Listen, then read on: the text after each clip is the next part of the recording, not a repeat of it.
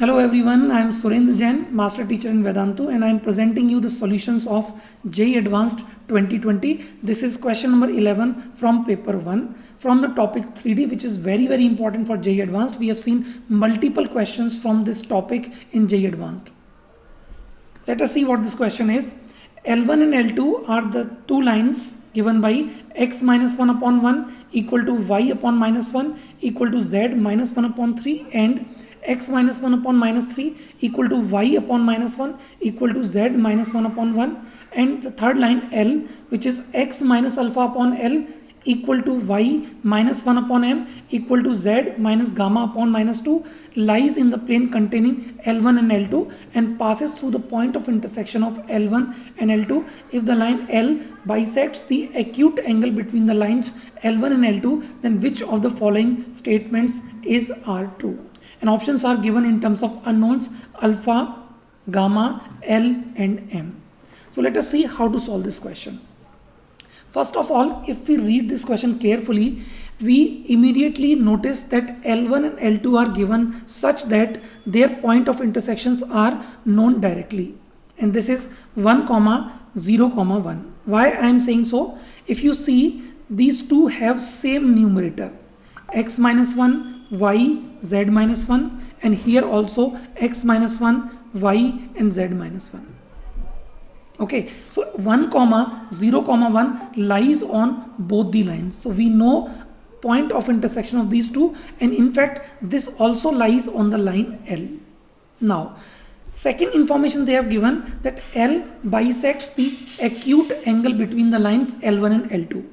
Now, how to find acute angle direction or acute angle direction ratios of L?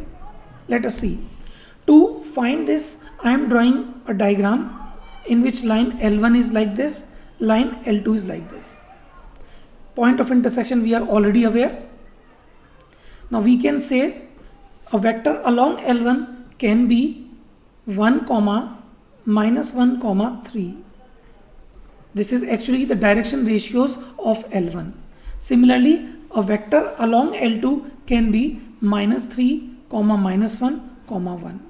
If I call them as A and B, you can notice that A and B are such their magnitudes are equal to root 11, which means A and B here they are vectors of equal magnitude. Now there is one very important thing regarding vectors of two equal magnitude, that if you add them, suppose these are two vectors, one is A, one is B, and if you take A plus B, it should be lying along their angle bisector. Means this angle will be equal to this angle. So here also we can find angle bisector of A and B by adding them. Okay, but there is an important question here. Will that angle bisector be acute or will that be obtuse? Because if we add them in this diagram, A plus B will be along this, and we are not sure whether this angle will be acute or not. If this angle is obtuse, then maybe we will have to go for this direction. Okay, and in this case, if we have to go, we will be taking by A minus B or by B minus A. Okay, because you can write this as minus A. So this direction will be B minus A.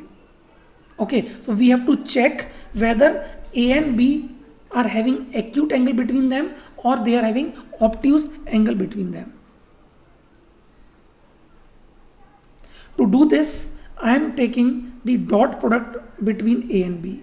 And if you do this, you will get this product to be minus 3 plus 1 plus 3, which is 1, that is positive, and hence angle between A and B is acute. So this A plus B will be able to give me the direction along their acute angle bisector. And A plus B, I just have to add corresponding direction ratios. So it becomes minus 2 here, minus 2 here, and 4 here. Let me just check. Minus 3 plus 1, so minus 2. Minus 1 is minus 2. 1 plus 3 is 4.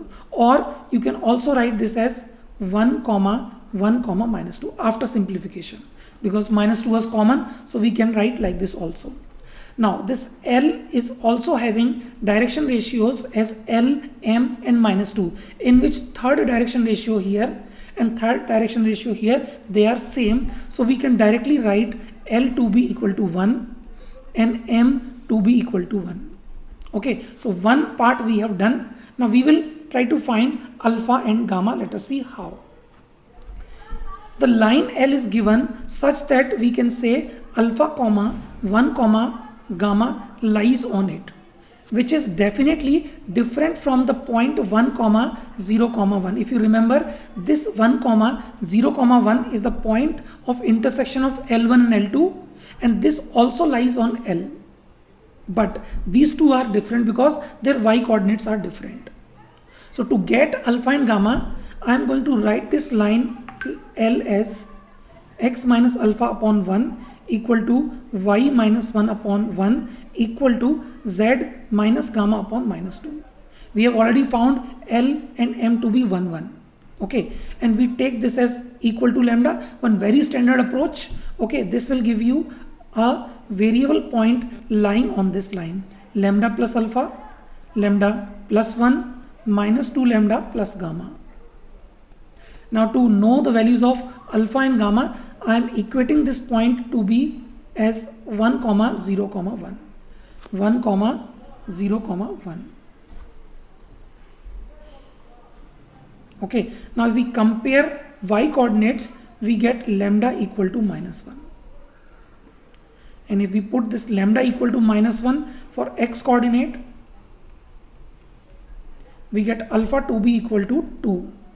And similarly for z coordinate, if I put lambda equal to minus 1, this 2 plus gamma will be equal to 1, and hence gamma will be equal to minus 1. So we have found alpha gamma also. Already we had found L is equal to 1 and M is equal to 1. Now to know which option is correct, let us go to that slide where options are written. We have found L is equal to 1, M is equal to 1, alpha is equal to 2 and gamma is equal to minus 1. Let me just verify. L is equal to 1, M is equal to 1, alpha is equal to 2, gamma is equal to minus 1. That's correct. So alpha minus gamma is 3. So option A is correct. L plus M is 2. Yeah, so B option is correct. Alpha minus gamma cannot be 1. L plus M cannot be 0. So A and B are correct. Let us see what answer they have given. Yeah, A and B are correct. So this completes the solution. Okay, thank you so much and stay tuned for next question.